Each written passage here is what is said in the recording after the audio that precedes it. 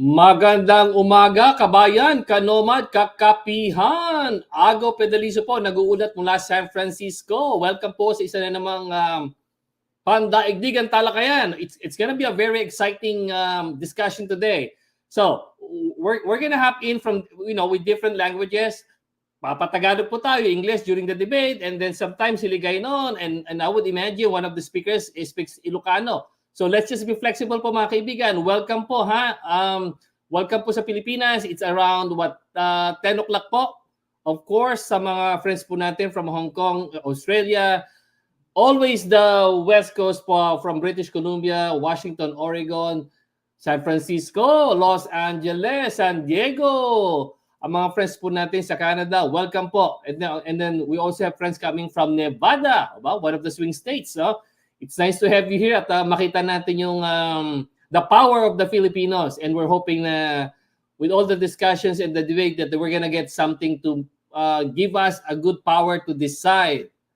Okay, pasok lang po mga kaibigan. You know the drill, you know the comment section. Along the way, we hope we can get some of the comments. So, ano po mangyayari ngayon? Magkakaroon po ng, again, community discussion po. It's called a debate, but it's not really a debate, but it's a debate. I mean, we're going to be loose with some of the rules, but end of the day, though, it's not a competition. All we want to is just get some information, differentiation of where Harris versus where Trump fits in. What's the differences in their stances? Where do they, what issues do they support? And end of the day, po, we're hoping that come November 4, and come election day, then we're in a better position to make a decision. For those outside of the US, we're hoping that you get all the information. For those coming from the Philippines, then we hope we inspire you. For all we know, it's going to be another set of campaigns going on in the Philippines maybe a month from now. So come on board, mabuhay po kayo. We will start very soon. Welcome po, Sadie Serna from Nevada. Oh, Mario Santo Cruz from Virginia. Pasok. Of course po, si Tita Lloyd na promised to come. Yung mga kaibigan po natin, even from the Middle East po, minsan hindi sila nakakadalo ng live, but they come in pagkatapos po. Okay, I think it's worth introducing our speakers po. They're actually leaders who have worked so hard to make virtually the Filipinos and immigrants really proud of them. Of course po, first speaker, from San Francisco, with experience having overseen 3 trillion in cash transactions and an investment portfolio exceeding 280 billion. Genevieve brings over 25 years of leadership and operations expertise across nonprofit, corporate, and government sectors. I'm just looking at the profile now. Experience spans numerous roles, including 10 years in executive roles in various California political offices. California Assembly, Speaker Pro Tempore, California Board of Equalization, State Treasurer's Office, or STO. And as I remember, during the COVID time, we need some support from the government. So essentially po, it's a Filipina there in the government, helping the business, helping the people in the whole state of California. Born to Ilonggo and Caray, parents and raised in the Bay Area, Genevieve is fluent in Hiligaynon. Parang dad ko po. Dad ko po is from Iloilo. And she brings a unique cultural perspective to her work. Very active in different organizations. Genevieve co-founded Kaya. I remember Kaya being very active among Filipino-Americans for Progress. Born from Filipinos for Obama in 2008, establishing a model for grassroots political organizing. Let's welcome Genevieve Jopanda, the National Co-Chair of Filipino-Americans for Harris Walls. Pasok! Bati tayo, Genevieve! Hello, maayong gabi sa mga Ilonggo. Good evening po. Thank you for having me. If my dad were here, he's gonna be a big fan of you. Ilonggo. Hey, the other speaker we have, Noel is a serial entrepreneur and regularly appears in media talk circuits. He has been featured as host. Nako, Noel, you should host the debate next time. As host to many key events and spokesperson for many civic organizations throughout the U.S.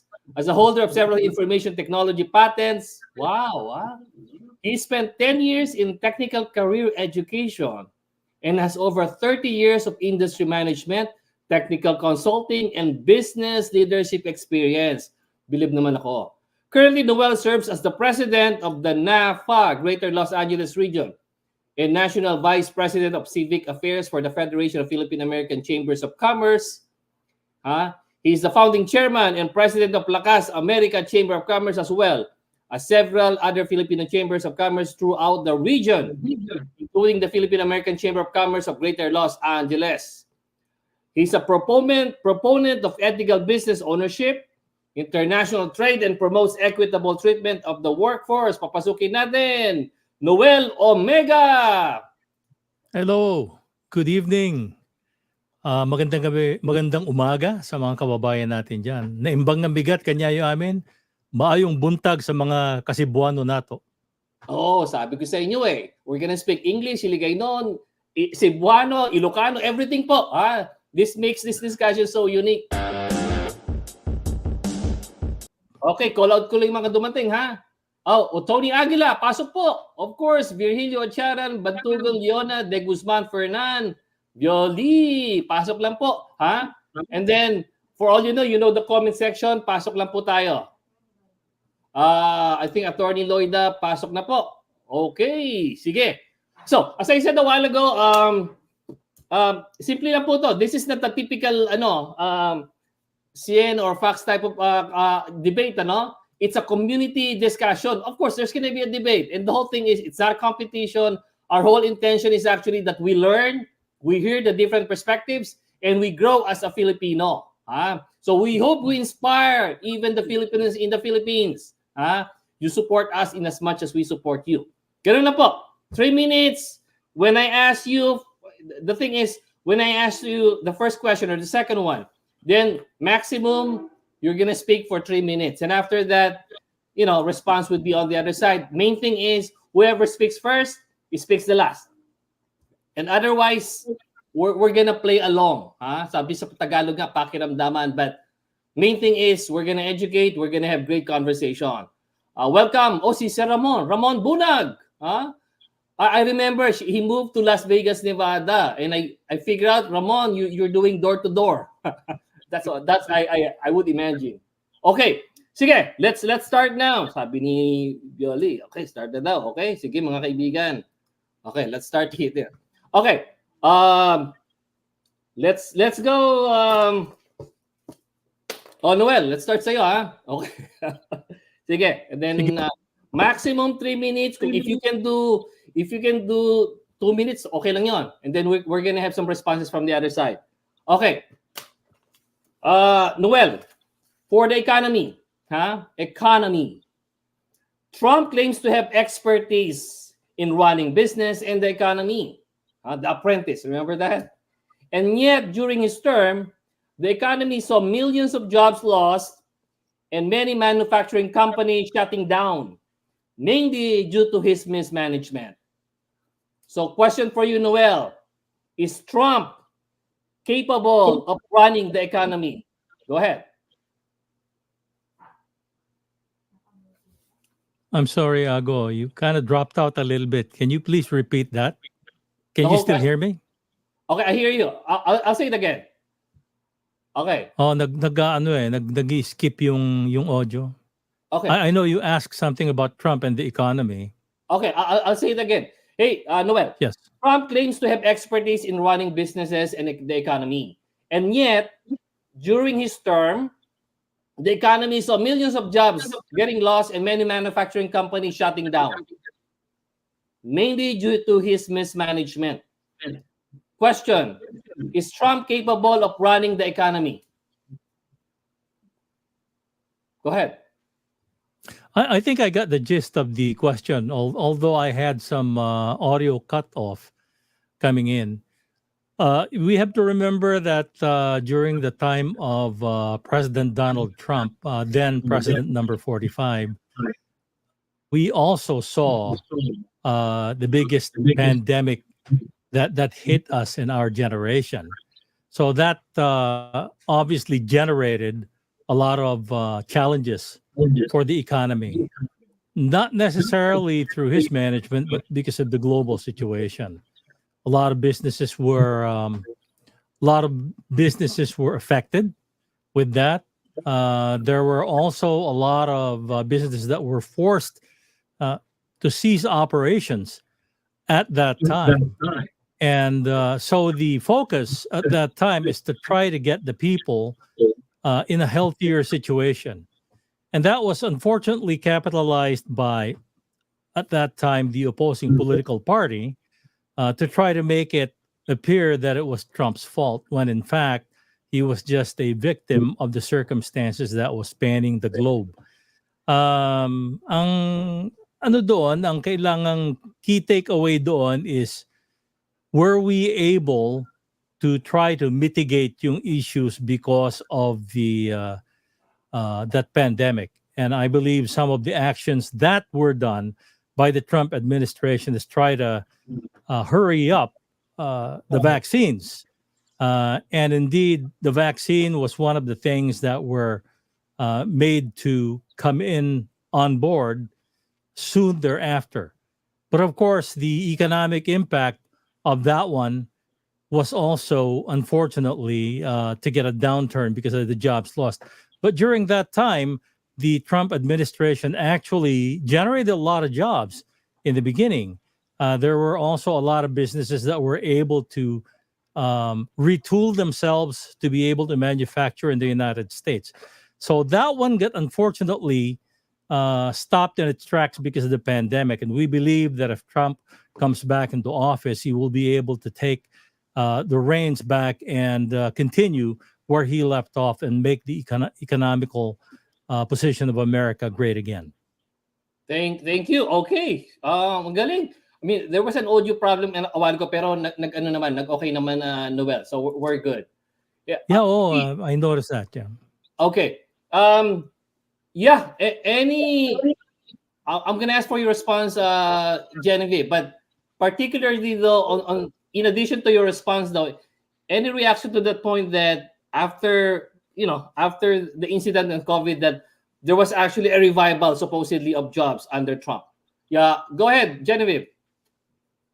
I'll just speak to the experience during, the pandemic, right? So it's having run a California agency, it's very difficult to manage a government agency when you're in a position of the unknown, and that being a leader during that time was very, very difficult. What I do remember around that time was that the China-US trade war, right? That the tariffs that Trump imposed on China then were retaliated back onto the US, impacted our supply chain. I remember getting calls because I was at the treasurer's office. I was at the state level, that we were getting calls from people, including my cousin who was in Silicon Valley, that was impacting the supply chain in the electronics business.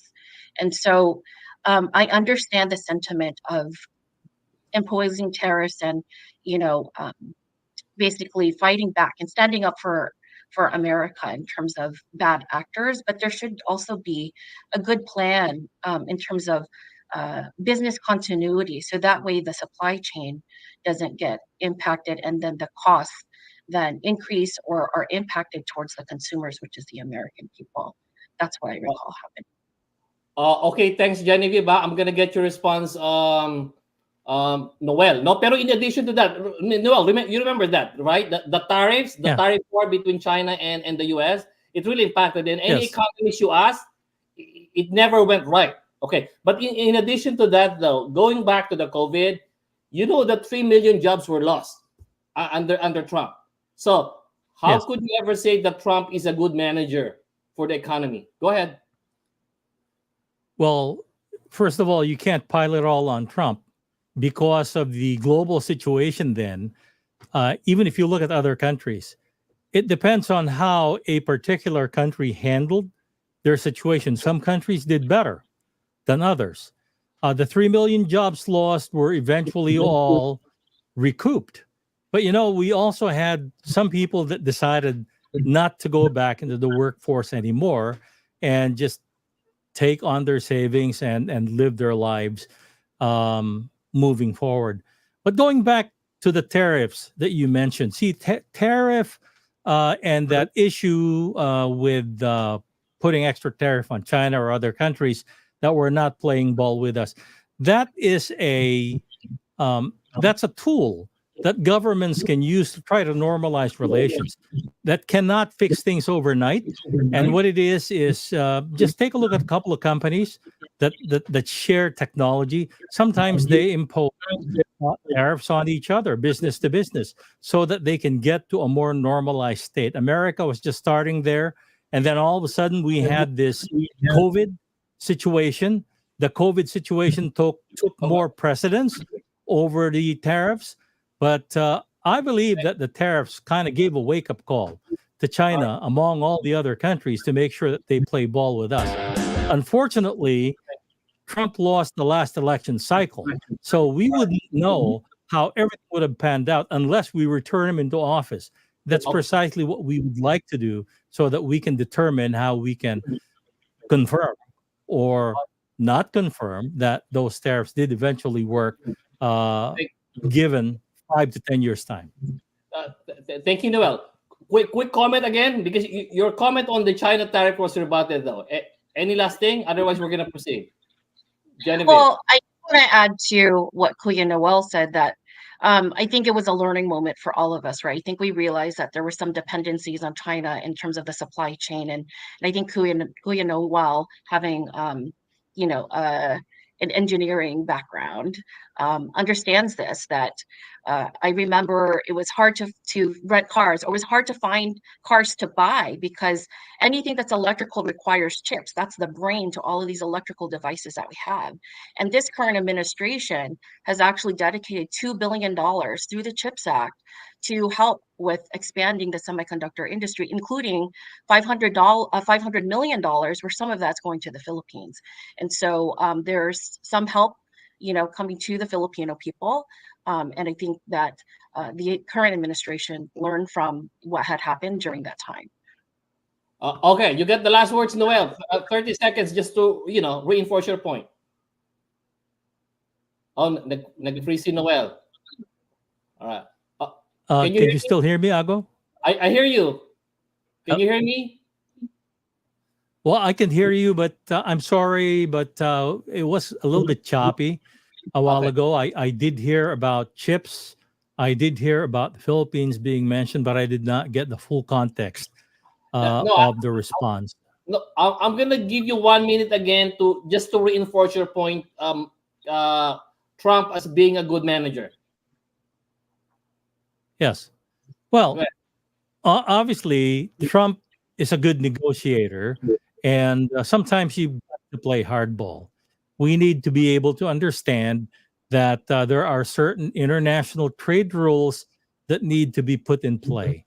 Being from the technology and private sector, myself, I totally understand why we have to do some negotiations with certain economies with regard to trade. And as I said, we did not see the full fruition of the result of the trade exchanges that were happening during that time because of COVID. But now that COVID is practically gone, we need to be able to follow up on that. And I think that Trump will return into the same stance, and we're very confident that he should be able to do that job. Perfect. Thanks, Noel. Hey, we're gonna go to you now, Genevieve. No, still on the economy. Is my voice going okay, Genevieve? Yep. Okay. Yep, I could hear you. The economy under Biden and Harris saw a huge jump. Let me show you the picture here. Can you see this? Mm-hmm. So the economy under Biden and Harris saw a huge increase in the price of food, gas, and other commodities that mainly affected the middle class, which Kamala and team brag of belonging to.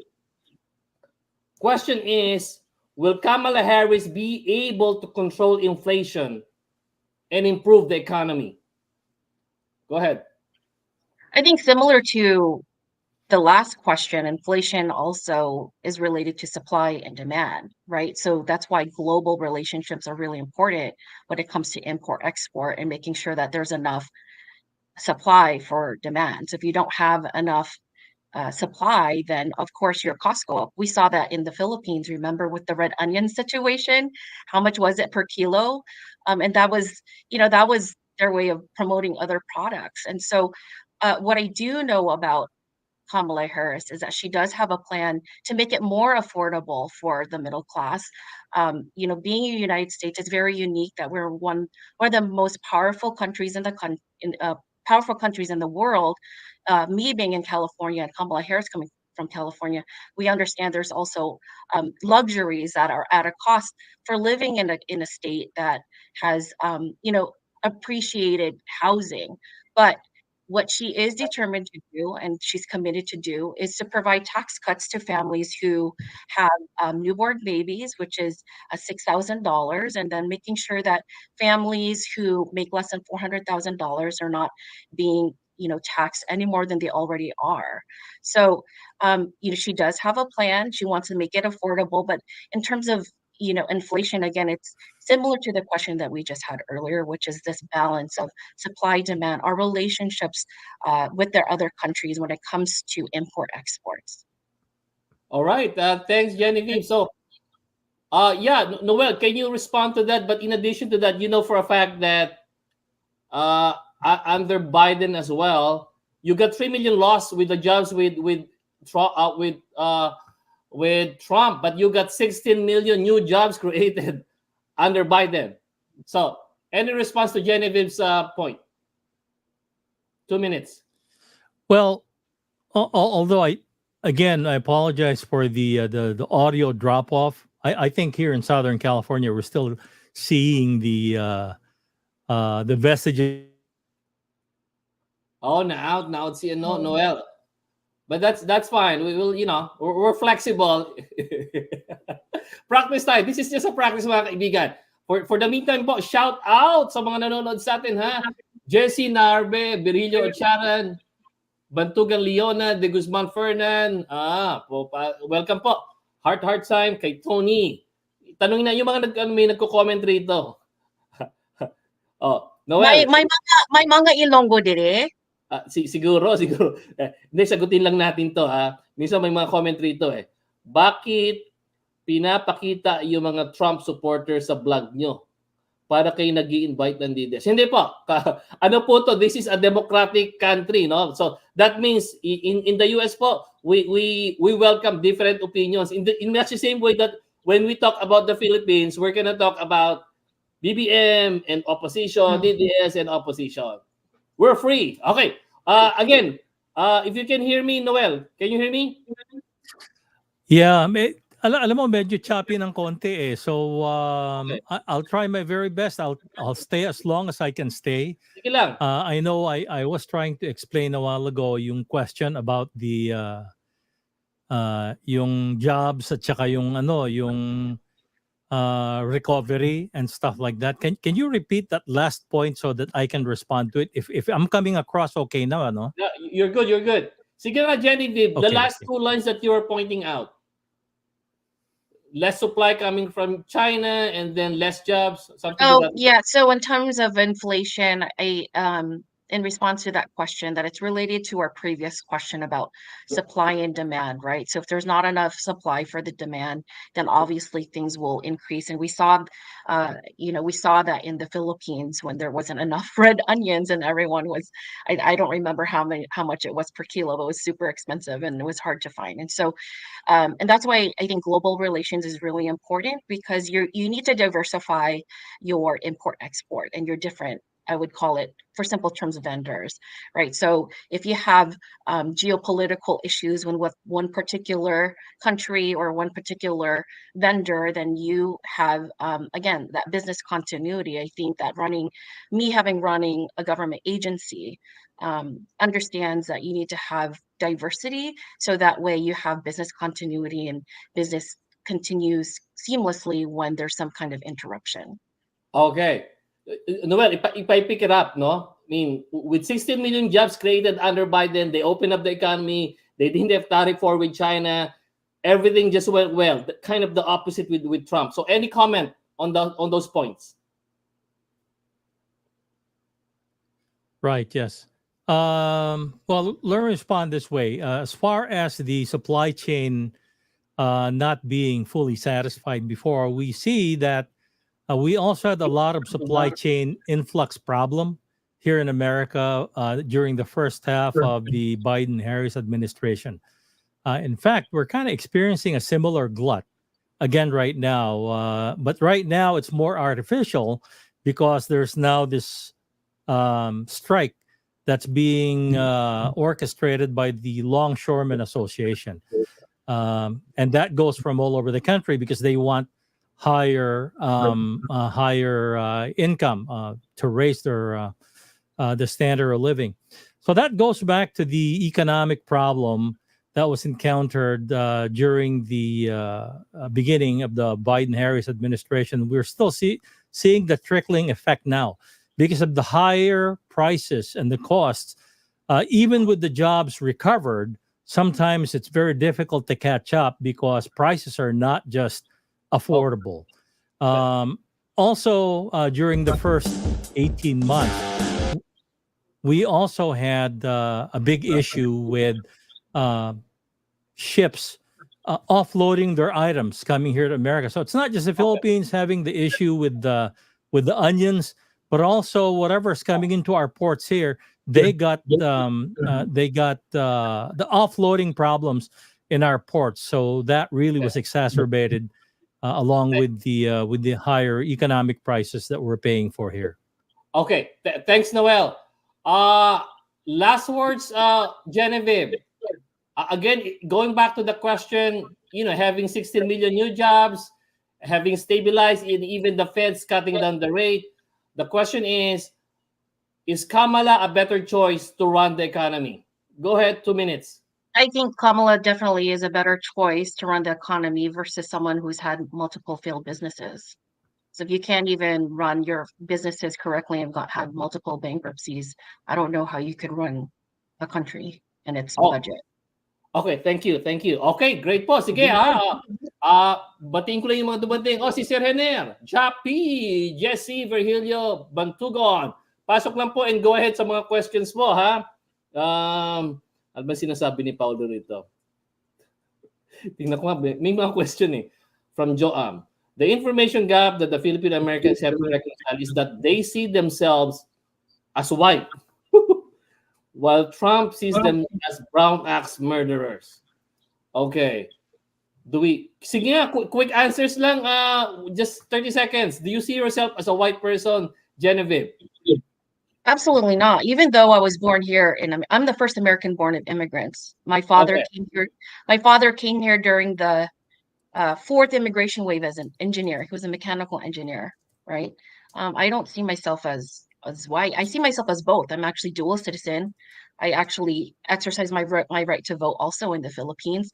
And I go back and forth. I've done social impact work in the Philippines and missions for the last 20 years. And the work that I do now is actually helping expand the middle class of the Philippines. So I don't look at myself as puti.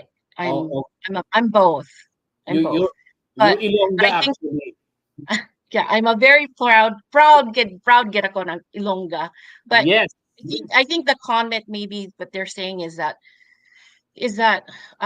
Donald Trump looks as immigrants as axe murderers, and he's shared a lot of that hate and that rhetoric that immigrants are, like we're fleeing in from everywhere illegally, and we're drug dealers and axe murderers, and that's just not true.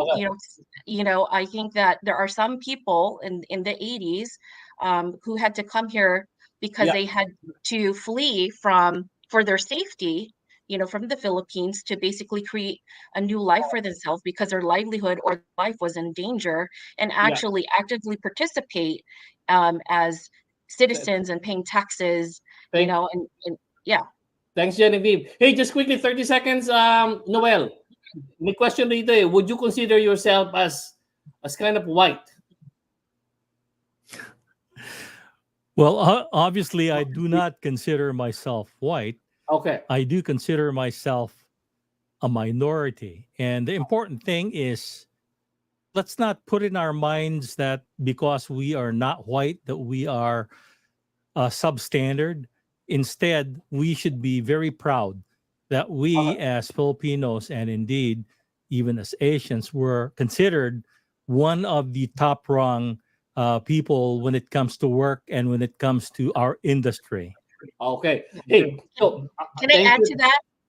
I Just I quickly, just wanted quickly. to add to being a proud Filipino. I think I think when it comes to immigration, right? Filipinos came here and helped build America. You look at our frontliners, our nurses, our engineers, even in our federal government.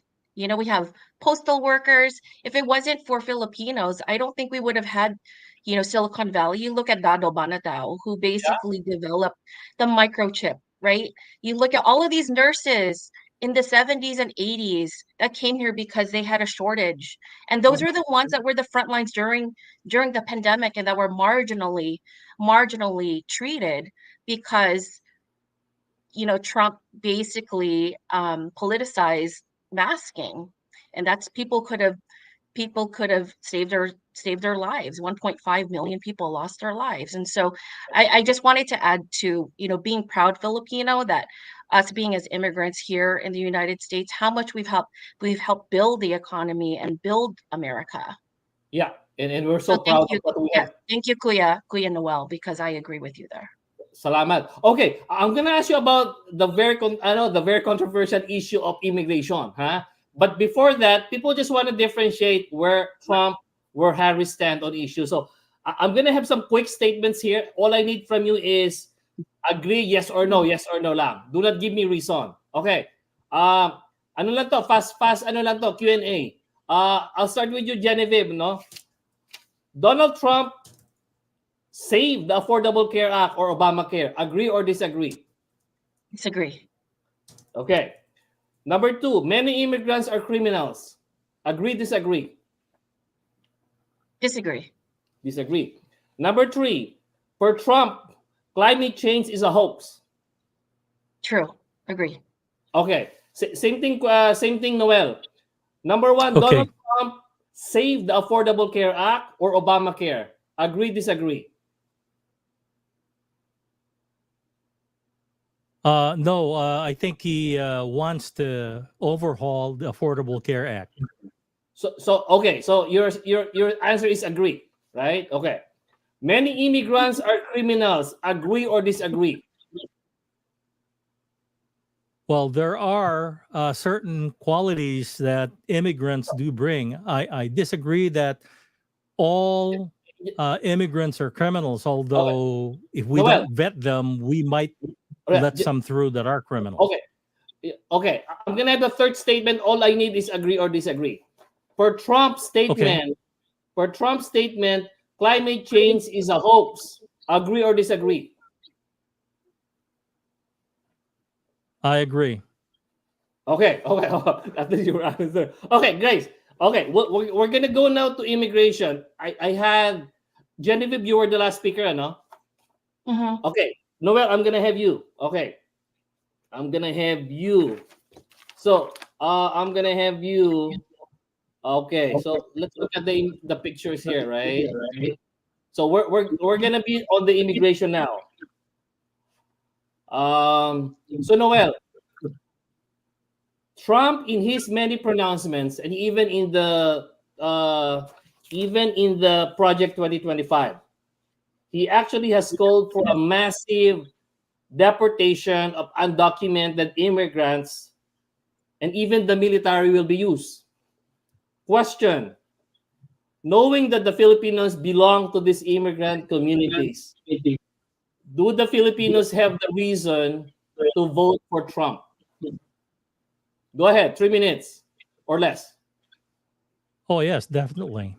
Well, first of all, as an immigrant myself, I had to go through the hoops to be vetted and to be qualified to come here.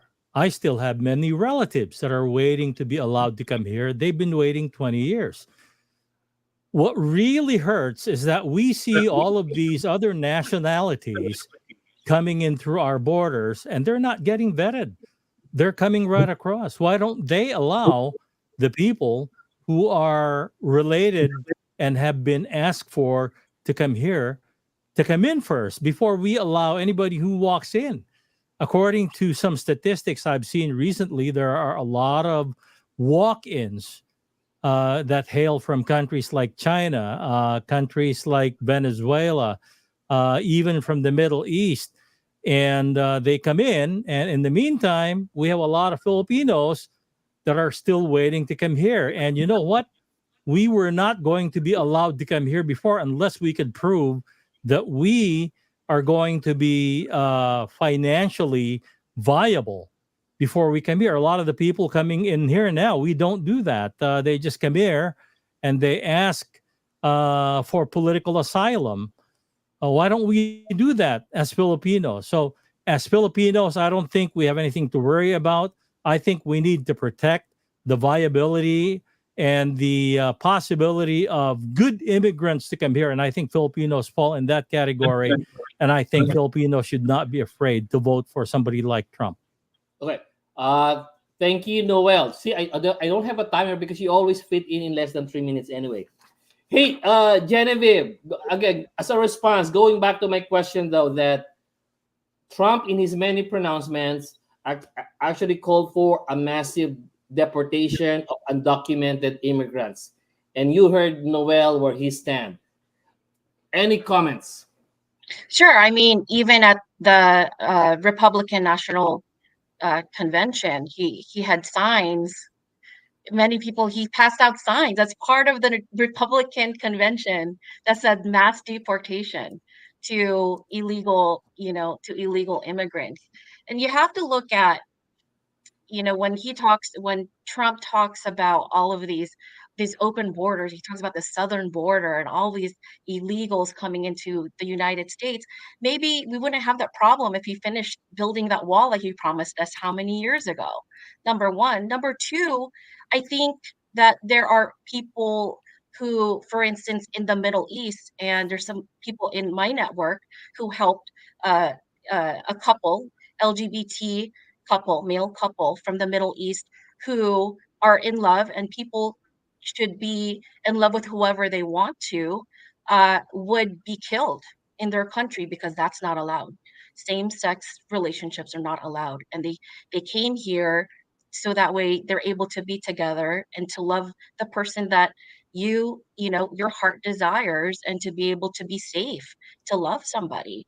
And these are people who actually pay taxes. They're not doing illegal. They're not like, I don't know, selling black market stuff. They're not drug dealers. They just want to be themselves. And so this notion that immigrants are criminals, or even the notion that Filipino immigrants are okay and everybody else is not, I don't think that's fair. I don't think we should be generalizing immigrants that way. I think that there are people who come here across the border and they do jobs that our own citizens will not take, right? There's even people that are citizens, Americans, who don't even work. They live off of they live off of welfare. They won't get a job, but then they're the ones that are basically criticizing illegal immigrants that take their jobs from like the farm, or even nannying or domestic health care, domestic workers. But it's the people that support Trump. There's people that support Trump that are actually paying on their table for illegal immigrants to do the work for them. Okay.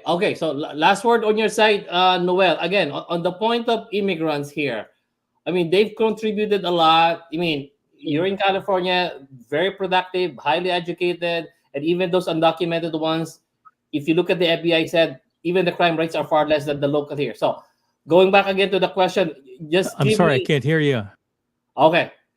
He just tried to wrap up in less than a minute about the fact that, about the legitimacy of having massive deportation. Oh, nawawala si Noel. Okay, sige. Let's wait for Noel. I mean, let's give him the chance to wrap things up. Ano bang nagsasabi rito? Gus. Trump only wants white European immigrants. How can Filipino vote for Trump? His wife is an immigrant. I don't understand that. Yeah, okay. O sabi nga ni Mario rito di ba po ang asawa ni Trump ay may Einstein visa which was crazy. Okay. Ano sabi ni Sadie rito? It is sad that people don't study history. Let's not forget that our history in 1930 na tayo ngayon ang Mexico. Or we were once the Mexicans back in those days. Parang ganun gusto niya sabihin. And Filipinos have been here since 1500s. Yeah. Right. Ang sabi ni Mario rito, immigrants are less likely to commit crimes than US-born Americans. That is fine.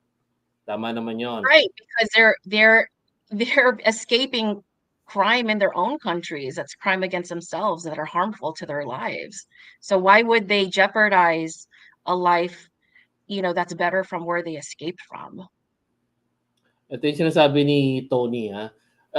Mga kaibigan, we're just we're just being flexible here. We're waiting for Noel to come. Otherwise, we'll go on with the show. Tony Angela, but the pandemic came in the tail end of the presidency of Donald Trump, March of 2020. I don't know what you're saying, Tony. Does that mean that Donald Trump was a good a good economic manager? It's just that pandemic came in at the tail end. I-clarify mo, ha? Pero sige nga, assuming that is the where the argument is going for.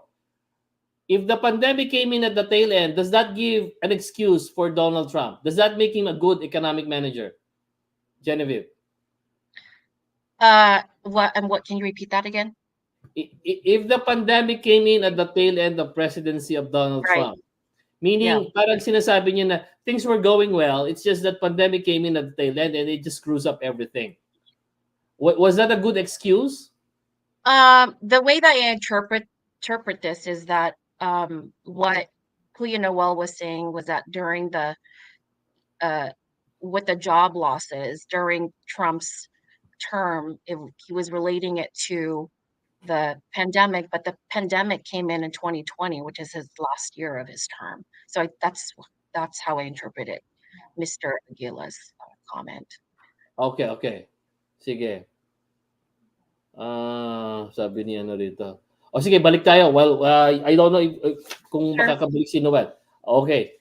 I think, hey, Noel, okay. Noel, are you back? I'm having some audio technical issues here because of the bandwidth. Yeah, that's fine. We're good to go. Sige, para exciting. Again, I'm gonna read some before we go to the next question. I'm gonna read some statements here, and all I need from you guys is agree or disagree. At least people should know where people stand on the issue.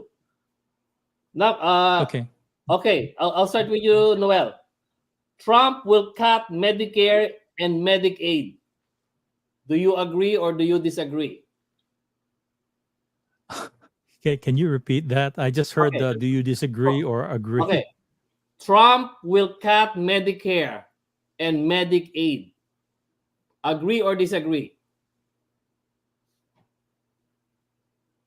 I'm sorry, I didn't get that. Can you type it in for me? I'll type it out. My apologies. I did not hear you. That's fine.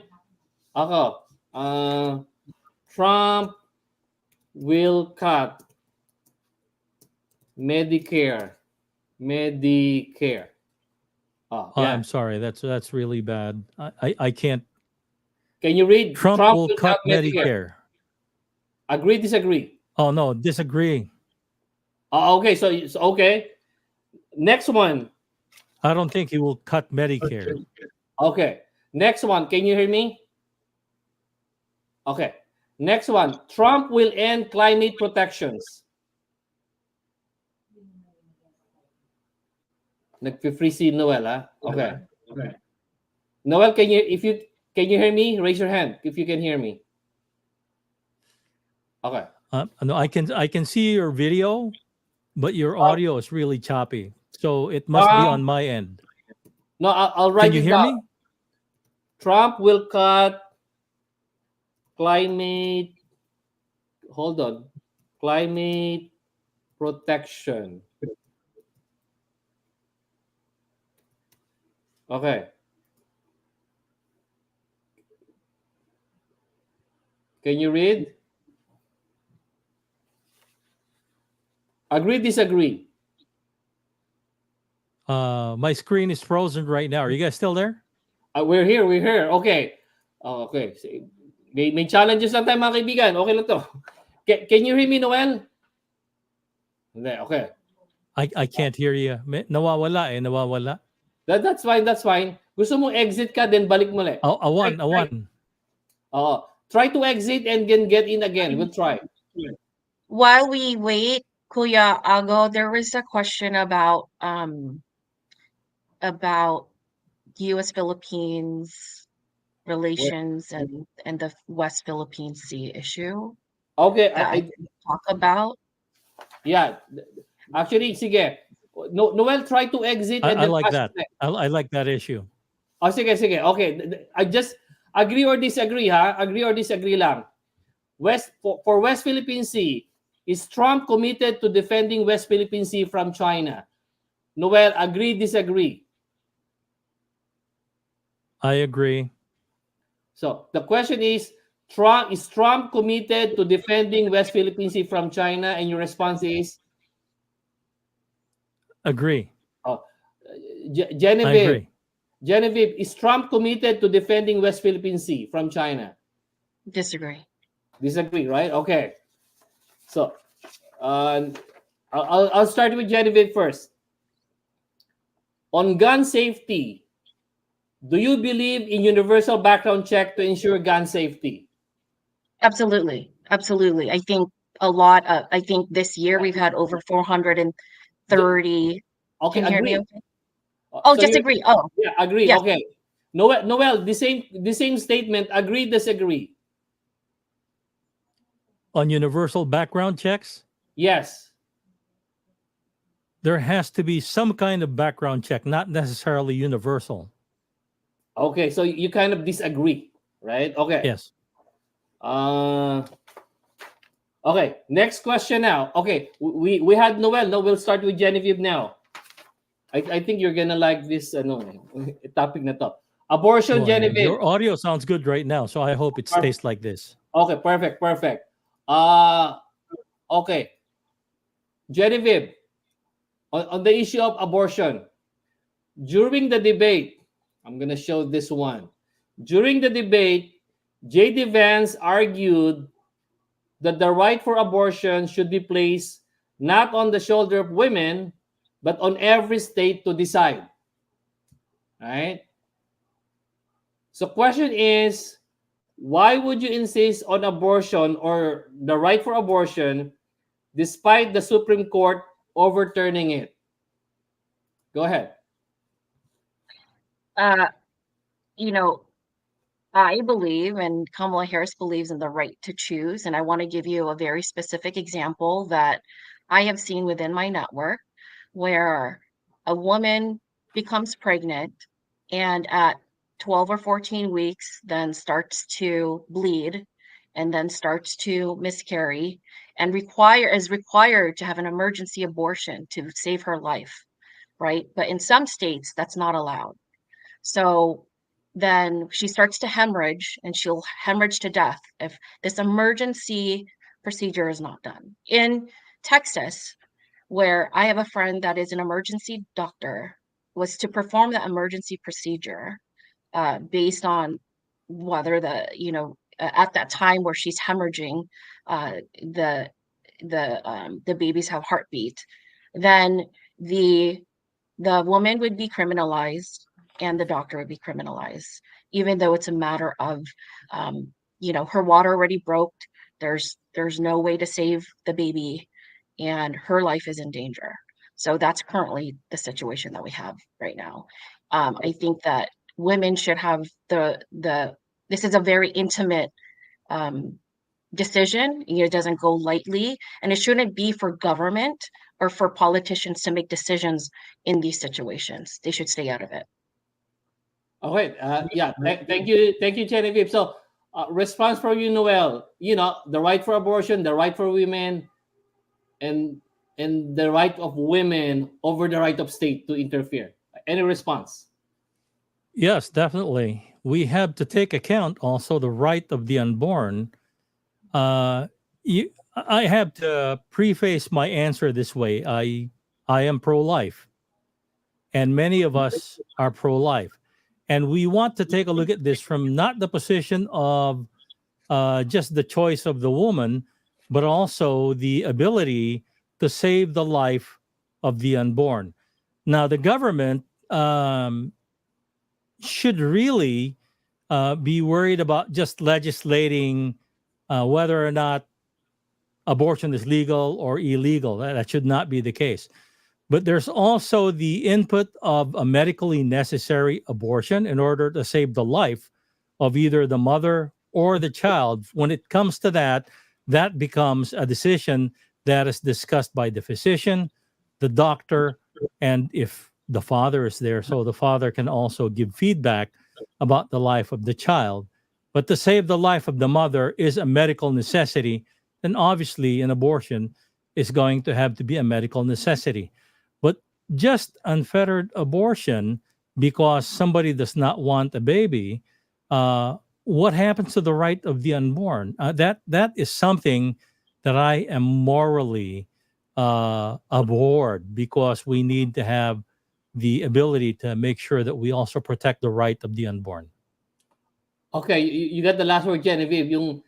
Again, can you defend the right for abortion and what the Roe versus Wade entails anyway, as being the right of women to do it? Go ahead. Well, yeah, I just don't believe that government should impose what should be done to women. If you talk about criminalizing women who have abortions, most abortions are done early term, and what Trump was saying during his debate was like late term. It's very. Yeah, I don't think you could go to a clinic that will allow you to do that, right? I think that it's nobody's business to tell me as a woman what to do with my body. If you're criminalizing women, why not also criminalize, the second half? It takes two people to conceive. Then why are you not criminalizing the man as well in this situation? So it's very misogynistic. I think it's very discriminatory against women. But I think it's not for the government to impose on a very intimate and very private decision. Okay.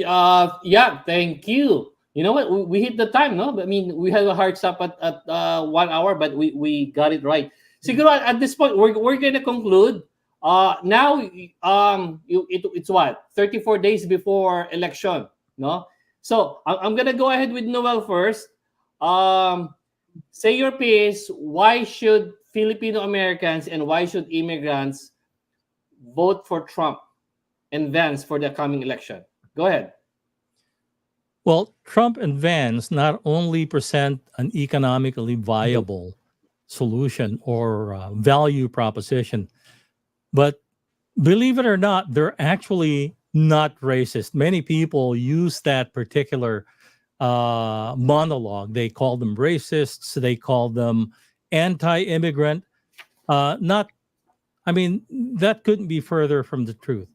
Uh, we have a gentleman here that was a billionaire that wanted to serve his country and still wants to serve his country. And he would rather go through the hoops to make his skills and his resources available to serve the American people. And that, to me, makes him a hero. And we want to vote for somebody who has that particular gumption to be able to do that, instead of somebody who's just sitting there making promises and during the past 4 to 12 years have not really done anything measurably better than what they were just promising before. Thank you, Noel. Yes, Genevieve, it's what 34 days before election. It's still a statistical tie, but we know for a fact though, that for the swing states, the immigrants, the Filipinos can make a difference, especially in Nevada. So, question is, why would the Filipino American community vote for Kamala and for Tim? Go ahead. Sure. I just want to actually comment on what Clea Noel said, that Trump and Vance are not racist. I reject I reject that comment because they have openly said and made comments about, as recently about Haitians, right? Generalizing them and saying that they're eating cats and dogs and pets. And then what had happened the next day, right? The public safety had to come in because there's bomb threats, because they have influence on the narrative amongst their followers. So they are racist. When Trump was in office, one of the first things that he did in the first week was actually redirect the priorities of the White House initiatives, the AANHPI, which steered away from civil rights and the priorities of Asians. So that way we're well represented and that we're able to push policies that positively impact us. He changed that. And that's where your nephew worked. That's where we're able to celebrate Filipino-American History Month at the White House. He basically redirected the priorities there away from that. Trump took that away. I support Kamala because she represents immigrants. She doesn't promote promote hate, right? She's done good work. I know that she's been criticized for not doing anything the last 3 years or 4 years, but Trump has been there in office. He's known he's been running for office for how many years, but he has no plans. He can't even answer a question, directly or straight. He runs around in circles. So just even on a basic level, when you're just answering a question, you look at the vast difference between the two candidates, both for president and vice president. It's very, very clear that you have people that know what they're doing, that even know how to posture themselves, that even know how to lead versus, running a TV show or running a circus. That's my Yeah. opinion. Thank you, Genevieve Jopanda, Noel Umaga. We're so proud of you. We're so proud of what you've contributed to the community, and we're hoping that many people learn from your opinions. So, mabuhay po kayo until then, and we're gonna have to do some campaigning for the few days left. Maraming salamat, Salamat Genevieve po. and Take care. Noel. Thank Thank you. you. I'll just stay here for a while. Okay. Salamat. Sige po, mga kaibigan, i-ano ko lang. Okay. Okay, mga kaibigan, maraming salamat po. Kung may mga tanong po, titingnan ko lang, sasagutin ko. Hindi, i-anuin ko lang yung sabi ni Billy, wag mo sasagutin. Anyway, pasalamat na lang po ako sa mga dumating. Eric De La Cruz, Delia Rafo, Sener Tuazon, Chappy, Jesse, Virgilio Bantugan. Sabi rito may mga friends po ako diyan na sana daw itagalog or even Taglish kung sino daw mas karapat dapat kay Harris or Trump. Oo po kaya nga po tinatagalog namin, tinataglish namin. Kasi ano rin po may challenges po kami. But anyways po, between the line po, kumbaga Tagalog, English, Ilonggo or Ilocano po, we will manage to understand each other. Sabi ni Sadie, mabigat to. They're racist. We calling people cats and dogs. Okay, maraming salamat po sa mga hindi ko lang masagot po. Okay. Tanong from a friend, sino po daw sa dalawa ang best for a Filipino community out there? Kung pwede dahil Pinoy daw, Tagalog daw po tayo. Opo, pag ako po, Tagalog tayo. Pero ano lang po kasi may challenges po tayo. But anyway po, we were hoping that you understood partly English, partly Tagalog. Ang sabi ni Sir Gus, Biden and GOP senators proposed a new immigration bill, but Trump didn't want to have it passed because he wants to use the issue for his own advantage. Sabi ni, binabasa ko lang po yung mga na-miss ko. If Trump wins, how do you see US-Filipino support in our West Philippine Sea issues? Sinagot po yan ng dalawang natin, mga leaders. Okay. Alright mga kaibigan, maraming salamat po. In respect lang po sa mga nag-speakers, hindi po ako, hindi ako makapag-comment. Okay. Maraming salamat po uli mga kaibigan. I'm hoping po 34 days, then we make our move. Kami po rito from California po, phone banking. Iba po pumunta sa Nevada po. Again, regardless kung sino pong kampi nyo, just do your part. Either door-to-door, phone banking, or social media campaign. Maraming salamat po mga kaibigan. Maraming salamat po sa ulitin.